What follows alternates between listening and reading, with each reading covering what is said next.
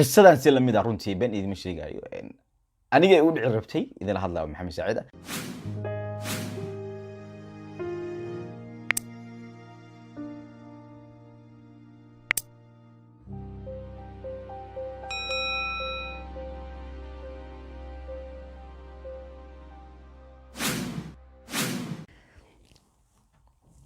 السلام الله عليكم ورحمة الله وبركاته صاحبي الميل بأدوني إضافة هذا كجوكتان مقعي محمد سعيد مسترنين يوتيوب كأجدا ونسنا وموها سعيد مسترنين فضلنا كسود أو جنال كيجا هدي أكو عصبتها هنا سبسكرايب أو كم من نقاط فاميلي مسترنين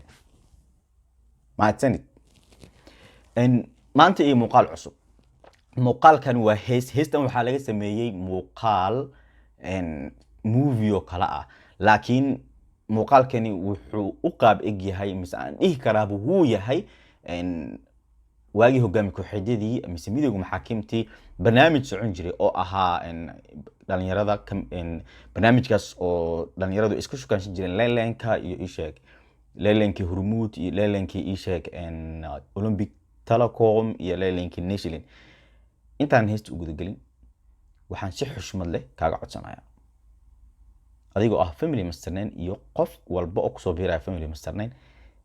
in aad subscribe sartaan channelkan iyo channelada kale ee aan soo dhigi doono maanta muuqaalkan maanta aan ku soo gudbin doono channelka ugu horeeya waa studio heesta iskale waxaan leeyahay studio Balambalis Bato from Mogadishu haddii aad u baahan tahay in hees lagu duubo haddii aad u baahan tahay cod in laga qabto haddii aad u baahan tahay aroos in lagu duubo haddii aad u baahan tahay xalfad in lagu duubo ama waxyaabaha la halmaala dhamaan kala xiriir stuudiyahan waxaana ku soo dhigi doonaa halkan YouTube-kiisa soo subscribe garay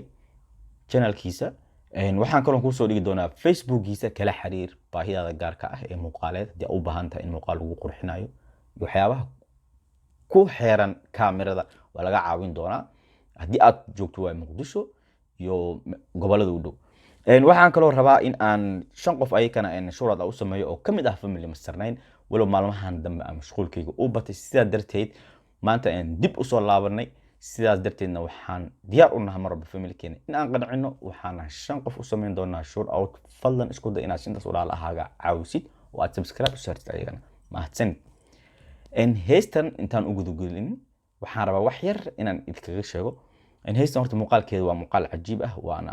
muuqaal qurux badan mana jecel in aan idinkaga sheekeeyo muuqaalka waxaan jeclahay in ay la soo daawataan marka hore kadibna aan dib iskugu soo laabano mahadsanidin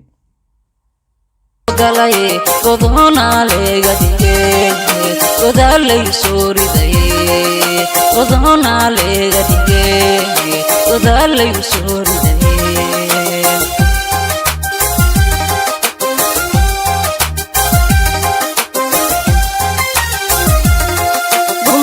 gabartii u soo gubtay gamulayga gaarsiiye gaabkee laga goorihaye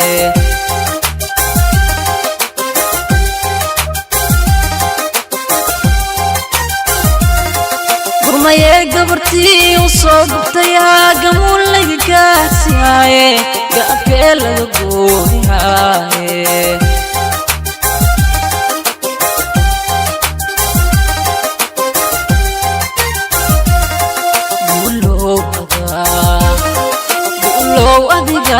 sore gari soo lahawe magate meegigo ulo adiga sore gari soo lahawe magate meegigo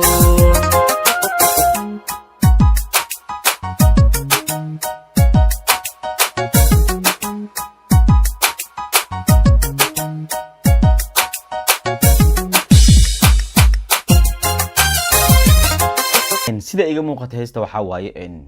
wiil ay gabar isbartay wiil gabar marka isbarteen gabadhii waxa la dhashay niman adaga la dhashay gabadhii dadna waa la balamiyay wiilkii guriga lagu qabtay beerka looga dhacay qisadan si lamid ah runtii been idima sheegayo aniga u dhici rabtay idin hadlaa Maxamed Saacid laakiin nin saaxiib aan ahay qisadan ayadoo ugu dhici rabtay iga badbaadiyay ina sheegay shaqalka noocaas inuu ugu dhici rabo laakiin waxay ku dhacday oo aad uga xumahay nin gal oo saaxiibkay ahaa oo shabaqaas ku dhacay ninka heystan sameeyay mis studio iskalana isku xaafadan yaraanteeni ilaa haddana isku xaafadan nahay dad saaxiibo soo wada kor ahayn laga yaabo inuu muuqaalka xitaa meeshaas ka soo qaaday marka haddii aad sidaas samaysid adigoon qofka hubsanin mise aan gabadha bisleynin fadlan gurigeeda ha ugu tagin iska ilaali waa iga dignin haddii kaleeto tan ninkan ku dhacdo kale kugu dhici karta mise dharkaba in lagu dhaqo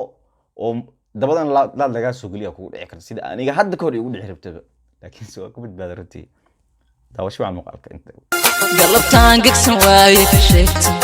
galabtaan guuxeega la soo maqlay galabtaan gegsan waaye ka sheegtay galabtaan guuxeega la soo maqlay kunaa igu goobatay gogashayda leega dhigay kunaa igu goobatay gogashayda leega dhigay